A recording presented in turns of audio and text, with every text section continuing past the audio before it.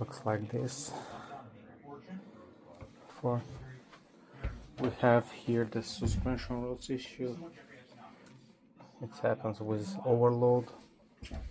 We are opening two screw back, the main screw, and moving it front, up and back. So use type it.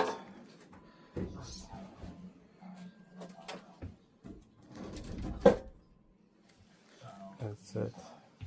So it's broken, you see.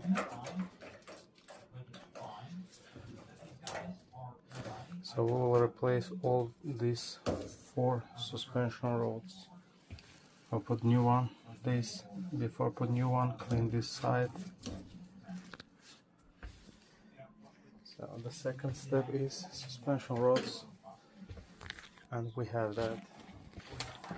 So we have 4 suspension rods, and try to use original one, because special suspension rods, they are the Chinese parts, they are so bad, so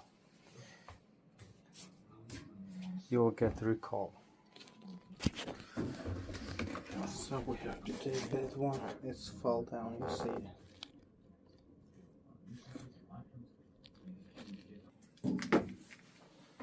Okay.